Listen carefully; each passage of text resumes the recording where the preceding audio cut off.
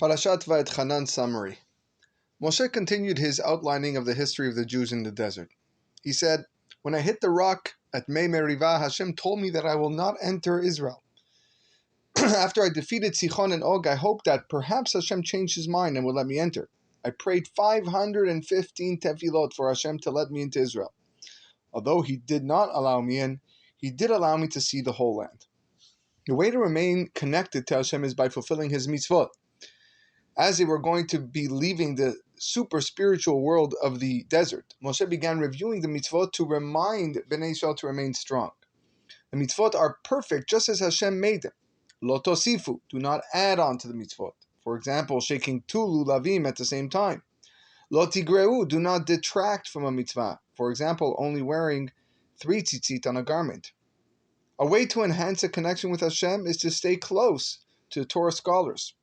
As Moshe was speaking to a new generation, he reminded them to always remember the event of the giving of the Torah on Har Sinai.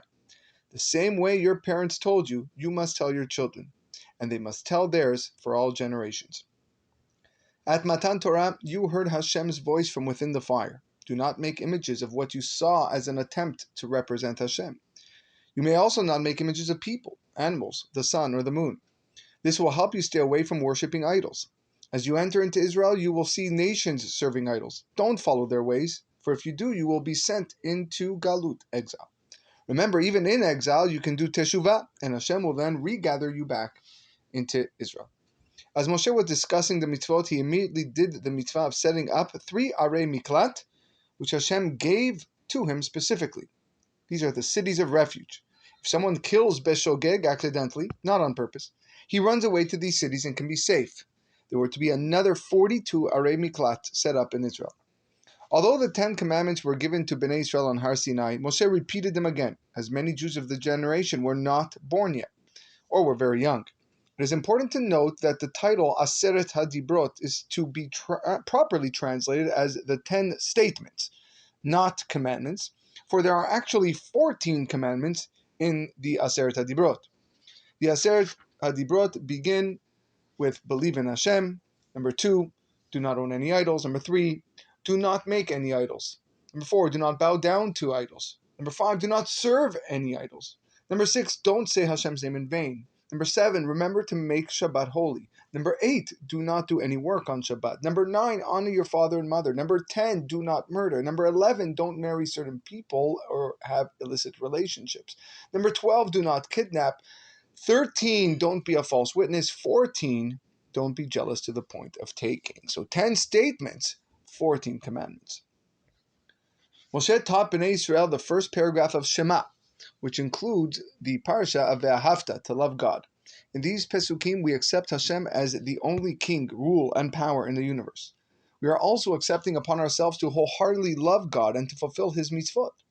These Pesukim tell us that the words of Torah should always be on our mind, when we are at home, when we are traveling, when we are lying down, and when we are getting up.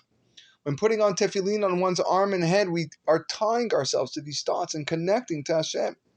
The mezuzot that are to be placed by the doorway also contain the parasha of Shema, and it reminds us to love Hashem and to keep his mitzvot. Bnei Israel were soon to be arriving in Israel. Moshe warned the Jews that the Canaanim will be leaving behind their possessions. Be careful that you don't get too involved in your newfound wealth, which can cause you to leave Hashem. Similarly, you will be exposed to their idols and customs. Never imitate the ways of those nations. Always remember that Hashem took you out from slavery in Egypt, and you are to only serve him. Lastly, there are 7 nations living in Eretz Yisrael: Canaani, Chiti, Emori, Perizi, Chivi, Yevusi, and Girgashi. If you allow them to remain, you will learn from their ways. They may only remain in Israel if they agree to serve you and to keep the 7 mitzvot that a Ben Noach, a non-Jew, must keep. If they do not agree, you must drive them out of the land or destroy them and their idols. Do not have mercy on them, for you are Hashem's special and holy nation.